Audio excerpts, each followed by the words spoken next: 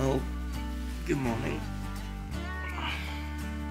This is a day in my work life as a software engineer.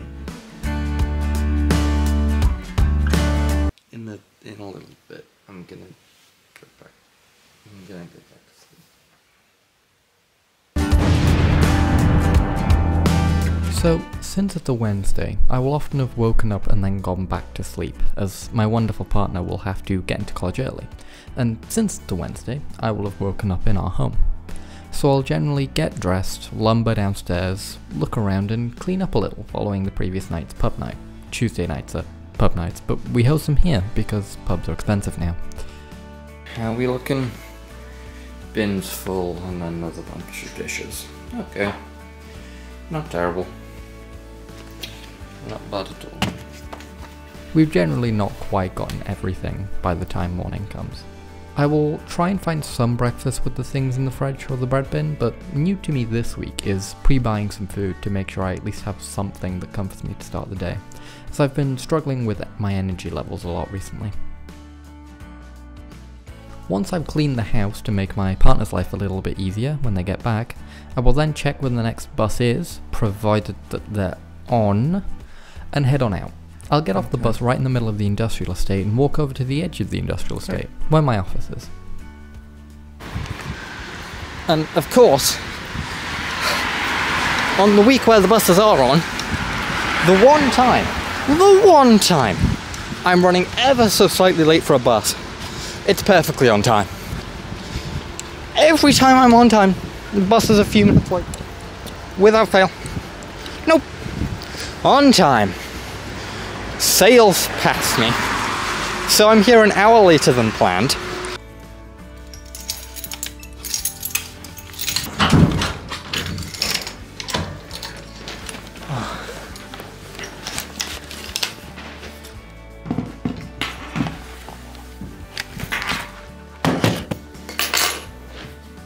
Okay, so once I'm in the office, it'll generally be time to check for tickets.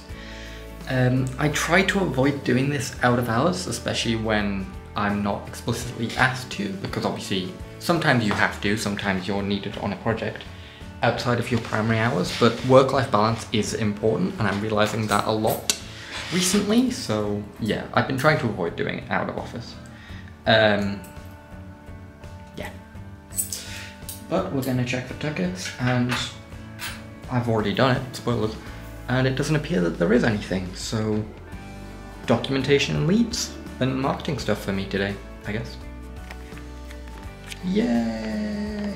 Documentation has been a big part of what I've been doing recently. After reviewing the codebase of a number of my projects, I acknowledged that while there was enough documentation for me to understand what I'm doing, having a knowledge base of the code and where different parts connect and how they can affect each other really improves the experience of the client and reduces the amount of on-call time they need from me, freeing me up to take on more ambitious projects. So of late, a lot of what I've been doing is reviewing a code endpoint and an API or site I've built, seeing what it connects to, documenting its sequence of operations and how it interacts with databases. If possible, I do this with example data too, but given that I'm doing this retrospectively, I can't always do that because there's a lot of things where running these tests just aren't feasible. And given the way that I'm doing this, I don't intend to charge clients for what I'm doing. It would normally be included with the service, and I obviously would be billing for that time I'm writing the documentation, but it kind of feels like a lapse in my judgment that I didn't do it the first time around, so the stuff that I'm doing at the moment I'm not charging for. It'll just be more useful for me while I'm editing stuff. So I've spent the past little while updating this documentation. A lot of it is in the structuring stage, so we're still just looking at tables, trying to work out where they fit and how we are best to document things. We've built a structure for each API endpoint because writing something unique for all 160 endpoints makes no sense. And the only information you really need is sequence of operations, what it connects to, and the information for those things. So as long as everything's well linked together, that's the main thing that you want to focus on. One of the things I've found I struggle with, and I'm trying to get better at, is being more flexible in my workday. Not as in stretching, though I should probably do that more.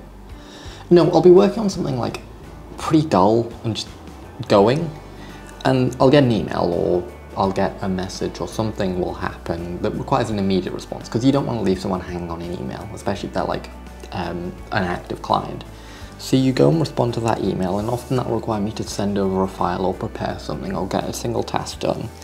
But by the time I've done that, it's taken me like 10 minutes or so, which isn't a lot of time, but it's taken me out of the headspace where I was in, and it feels like I've changed gears completely, which means that getting back into what I was doing is really difficult. I'll often get further and further distracted.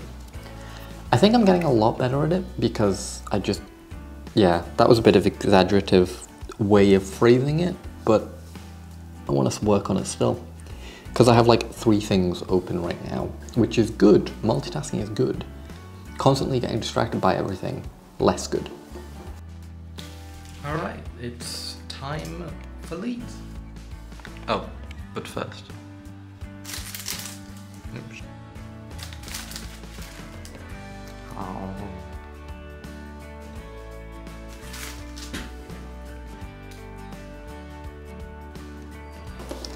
Leads is what I'm calling my search for new clients as Nickel Software and Nickel Smart Home, but that's not really the focus right now. Since I'm looking for new work, I'm reaching out to various local businesses and working on producing materials to drastically increase my brand awareness, so flyers, social media posts, all sorts of things. This has been quite a long and winding process, and there's a lot of things that go into it, so identifying stuff as leads, bit of a generalization because it tends to just be all of my marketing efforts, which is quite a lot. But I'm hoping to see results soon, and it's quite a good thing that it is coming soon because it gives me time to finish up with the tidying of work I want to do at the moment and build in these new projects into the coming year without overwhelming me, which is good. That's the plan. So I'm going to keep working on those. I don't really have much. Why do I look so emo? My hair's become emo. Yeah, I don't really have much to add to that. I've just been preparing flyers and writing stuff. I can show you them. Here they are. Isn't that a cool flyer? Hopefully I'll have it printed soon. I can't print them yet because we were waiting for a while to get the flyer templates done. And a lot of what I'm doing is like this video, which was actually shot on the 25th of October. This is actually leads. You've been tricked.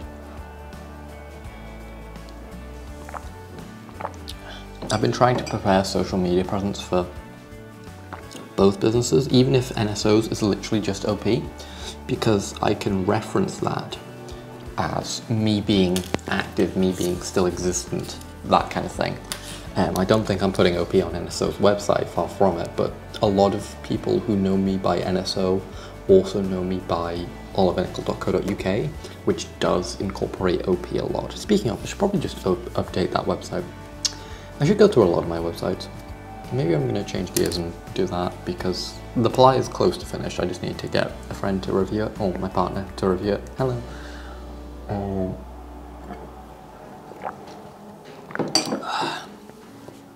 Yeah.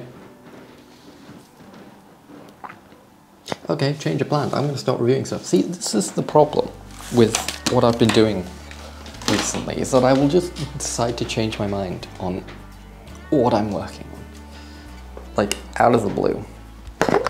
And I'm probably going to have to blur the screen if I'm working on confidential stuff or just personal stuff, so enjoy the next time lapse.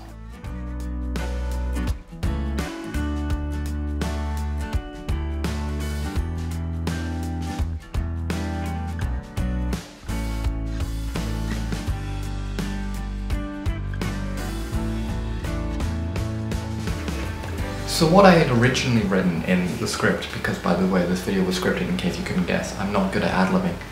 I had written that this would be the point where the script kind of ends, and it was going to be a joke about how my days tend to change form a lot, but the day would have gone pretty consistently, and then I would say that I would normally go home and rest, and I'm not going to show you that because it's my time of rest.